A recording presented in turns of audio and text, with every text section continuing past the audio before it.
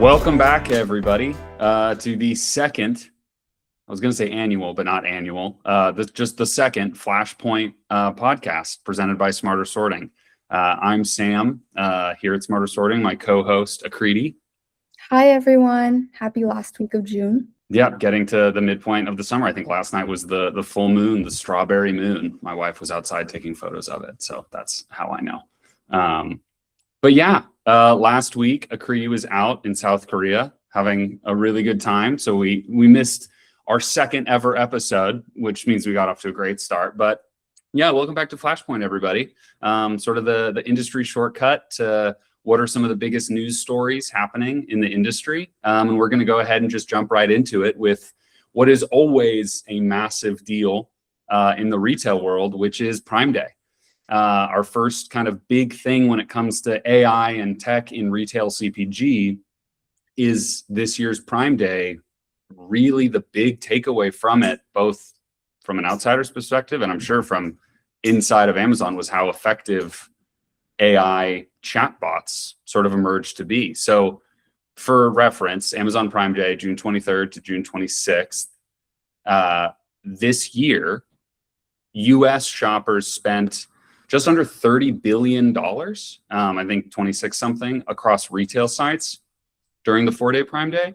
And notably with AI, and I think it's kind of interesting because I say AI, but then it's not, it's sort of just old school. For the first time, shoppers who came from AI assistants, so from like ChatGPT and others, were 40% more likely to buy coming from AI than they were search or email or social media or anything like that. So what I kind of find interesting there is, like, one, clearly AI is making a really big impact in how people make buying decisions, right? People are seeing ChatGPT as a place as a trusted source of what they should buy, right? And we always knew that AI was going to make a massive impact in retail, but I think this is interesting because this is not AI agents, right? It's kind of AI commerce, but it is an agentic commerce, right? This is marketing. This is Amazon bot ads on ChatGPT, which is very different from a lot of the other stuff we say. It's very different from a lot of other wins out there.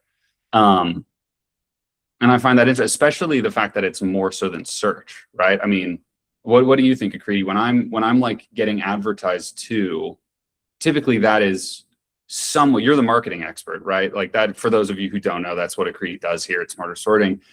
She's our marketing whiz. Instead of search, straight up AI, just ads, just Amazon ads and ChatGPT. What are your thoughts there on the effectiveness that seems to have had? Yeah, I think it's really interesting because when you think about it from a marketing perspective, I think that when people see ads, even on search or getting it through their email or social media, they kind of understand that it is advertising. And obviously advertising does work. There's lots of data to showcase that, even if people do know that it's advertising, it does help convert them into customers. However, I think there's also a sense of, it feels like ChatGPT is less of a marketing tool still to users. And so there's almost this extra added level of trustworthiness. And I think the personalization, the data aspects that go into a lot of these LLMs are something that people kind of understand. And so they are taking it more, I don't want to say like taking it more to heart, but I think they are really feeling like when they are searching for products on ChatGPT or asking about what products they should buy, it feels a lot more personalized than getting, ads, even though, those ads are still, purchased on ChatGPT, and ChatGPT may be recommending ads, which are the same, but the difference is different. Yeah, the difference being, if I go to Google and type in, find me a microphone, I have a fancy new microphone, by the way, everybody, if I sound a little bit better than the first episode, I'm still seeing it as, here are whoever's paid the most to show me their microphone. But on ChatGPT, it's almost more of like trusted advisor who's searching all of the internet for the best possible information and bringing it to you, even if it's even if it's not that, it seems to be pretty clear that people are listening to it. I mean, a 40% more likely conversion rate is nothing to laugh at. This sort of leads into our second talking point, which is the fact that Amazon bought ads inside of ChatGPT to promote Prime Day. ChatGPT, a supposed competitor for Amazon, and yet even Amazon sees the value, and clearly they were right to, in people using ChatGPT to the degree that they are. I mean, they're the world's biggest retailer with the most product information on earth, and they're paying to advertise on an AI rival. I don't know, it seems like a pretty strong signal on where people's attention is going, which is a contradiction that I think is at least worth discussing. Yeah, I definitely think it's really interesting that they did go that route, especially given that they still block crawling, scraping, on their sites. I kind of wonder what their logic and thought process is behind that as well. Yeah, I would love to talk to someone at Amazon, and maybe someday we'll be lucky enough to have someone on the pod who could talk to that fact. But blocking ChatGPT and other AI from crawling and from pulling, I mean, if you go on OpenAI, ChatGPT, Claude, whatever, right now, and you try to have it do, it'll tell you it can't, which I think is really interesting because clearly they see the value in being on that space. Which sort of, I mean, this links into something we talked about in the first episode, which was the fact that OpenAI got out of the marketplace space. For a month and a half, they, maybe not even quite that long, they tried to be, checkout native, right? They tried to have the entire buying power on there. And all that this shows me, and I don't know if it would ruin it, but I don't think it is someone in the AI space, whether that's OpenAI or Anthropic, probably one of those two, someone's going to win the retail game, right? Whether it's enterprise or actually customer facing. And that is going to be one of the things that you can actually monetize, and other than just like per person subscriptions, because like Amazon, even being a competitor, just placing ads on OpenAI is proving that retail can not only flourish, but is the next frontier for retail is going to be on AI, and someone's going to have to figure it out. And until someone figures out the data side to it, I don't think they're going. That's why Amazon's able to do this, right? But someone's going to have to figure out the data side to agentic in-house retail, and I think it'll be really interesting to see.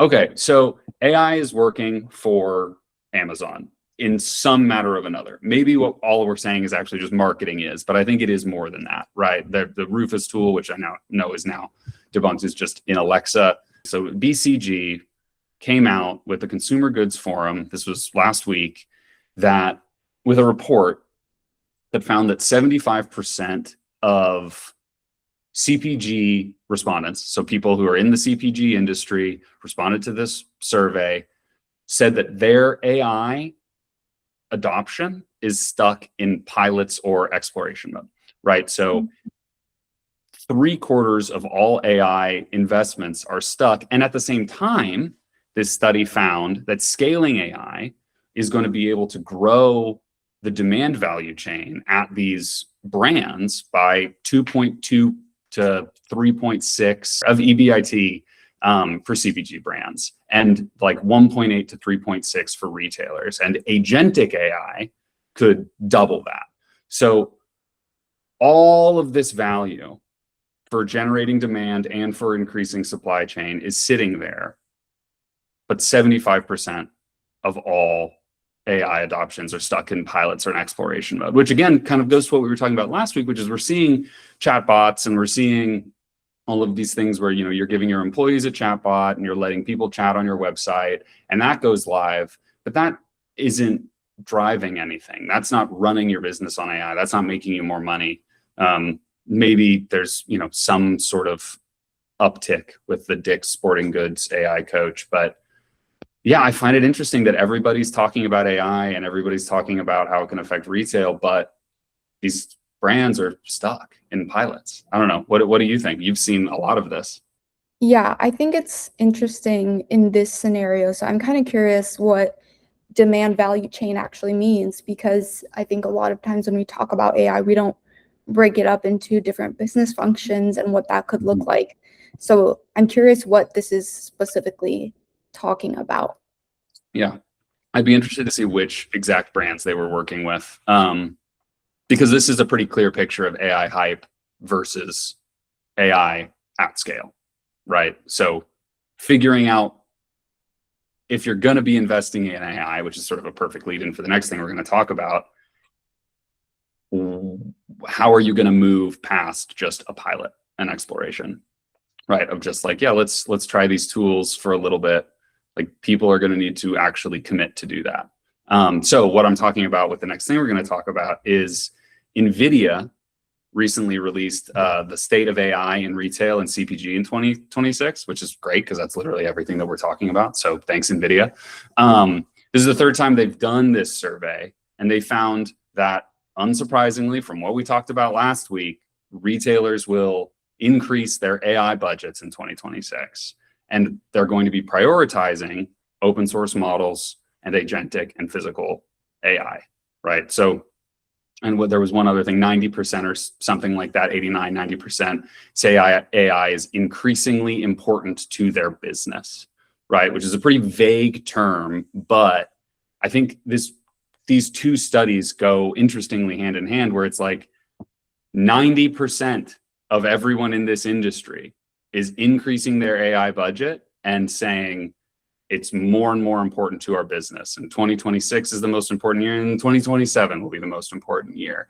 And at the same time, 3/4 of that spending is stuck in pilots and isn't actually making anyone's job easier, or making anyone any more money, right? So we have near universal budget increases that aren't slowing down and aren't maybe necessarily moving in the right direction. So I don't know, what are your thoughts there, Preeti? Yeah, I think it's interesting that, I think retailers and CPG brands are definitely picking up on this lack of translation from, pilot to results. And I think that shift coming in the form of using more open source models and agentic AI is interesting, because it kind of signals this shift to having more control over your own data and your own technology. And I think that's something that, we've seen kind of in the realm of, technology companies and startups, but with these more traditional industries like retail and CPG, it's something that is definitely very new for them. So I find that very interesting, and I'm curious to see where that goes. Yeah, on the where that goes part, I thought the language in NVIDIA's survey was interesting, where they said that 90% are going to be prioritizing agentic and physical AI, right? Which sort of signals that people are realizing that chatbots aren't the end all be all of what AI is. And if anything, that's just sort of the flashier, everyone's going to understand a robot that can talk to you. And now we're going to be moving more towards autonomous systems, and I mean robotics to a certain degree, which, if you come to this podcast looking for me to give you any actual insight on robotics, you should find another podcast. But it is interesting that maybe this will lead into a certain shift with the BCG findings, in that people are prioritizing things other than chatbots. Which leads into our final kind of fun one of the day, which is Body Care, a retailer I'll admit I didn't really know about until doing research for this podcast, because I don't live in Europe, but they're a retailer in Europe, specifically in England, I believe, with a few other locations outside of England. They've announced plans to run all store operations through a proprietary AI platform. So that's AI decision making, or AI decisioning, powering staff actions. So they're getting data from task management, from in-store networks, from their POS systems, from CCTV, and some form of digital shelf tech, which I haven't done more research into what digital shelf tech is. But this is in theory, a full store operating system. not just like point AI solutions, definitely not just a chatbot. But yeah, I don't know. That is the most exciting retailer that's using AI to me. I don't know if it's all just kind of language and theater. I'll be interested to see what it actually looks like when a store is powering all of its staff decisions on AI. But definitely an interesting one. Definitely something that's like going to be worth watching, because if it is sort of a proof of, it's a use case for people to point at, that would be interesting. Now, I don't know if I would want to work at Body Care and a robot says, hey, fill this shelf because one person bought something on it. But at the same time, that's kind of interesting. It goes away from managers having to micromanage people and instead have actual actionable insights. And if they're really building it in-house and it's able to have all of their data involved, it could prove very interesting and could work really well. I don't know if it's going to, but it would prove very interesting to watch. I don't know. What do you think about a mid-sized retailer actually operating on AI decisions? Yeah, I think this is, I was thinking all of the things that you were saying as well, in terms of, this is a very big task and a very bold statement to say that we will run all our store operations through our own proprietary AI platform. That requires a lot of, not only like computing power, a lot of infrastructure that needs to be set up, but also a lot of data. And so I think one thing that we have seen is that a lot of these retailers, not only retailers and CPG companies, but also, Amazon or ChatGPT, there's a lot of companies in general that don't necessarily have control of data, because it can be very difficult to get all the data they need and present it and kind of use that data in a way that makes sense and garners results. So I'm really curious about that piece, and I'm curious to see how it plays out, especially with, they have a bunch of store operations aspects like CCTV. So I'm, curious, how would that work? That's very interesting. Just straight up surveillance. I mean, there's a privacy angle we could go down there. I don't really know how that element plays into it, but it did specifically list CCTV.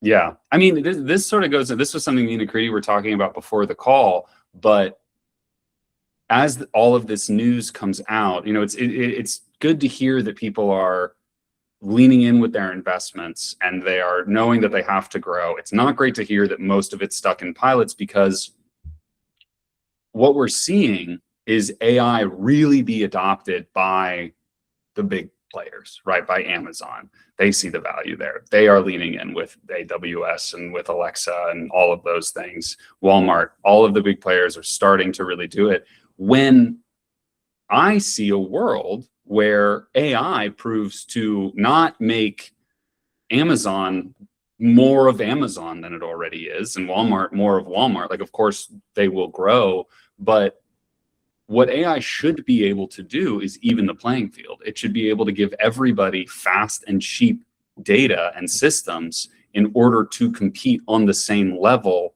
as an Amazon or a Walmart, or even on the brand side. Like, there's a lot of big brands out there that are leaning into this. L'Oreal, namely, with Claude, with Anthropic, they're one of their biggest use cases. And what AI can serve to do is get these smaller brands actually on shelves, and if not, in first-party marketplace, in actual brick and mortar, but on third-party marketplace, which is where retail is really exploding, right? Like, if these smaller brands have access to cheap, free data through AI and can run parts of their businesses that they're not even capable of having, that's how it's going to make it a more free marketplace. And I'll be interested to see through the rest of 2026 and 2027 which brands and which third-party marketplaces use AI to not only make themselves more profitable and streamlined, whatever business words you want to throw at it, but in order to get more players to the table and get more assortment in their catalogs. I think that'll be one of the big things that I have my eyes open for in 2026, 2027. So anyways, anything else? Any other thoughts this week, Akriti, before we shut it off and say bye to everybody, and hopefully have a bunch of new news, and neither of us go to South Korea for a week, and we make another podcast next week. Yeah, we'll definitely make a new podcast next week, but I'm curious to, see how this all continues to develop. I know that 4th of July isn't a huge spending event, but I'm sure there's some. So I'm curious to see if anything comes out of that as well. And well, hey, I used to work in the liquor industry, so it's a spending holiday in one way. Yeah. Yeah, well, if it is, we'll have stuff to talk about next week. All right. Well, thank you everybody for coming back in for another episode of Flashpoint. This was episode 2. I look forward to seeing you all again next week. Thank you, Akriti. And that's us signing off. Bye, friends. Bye.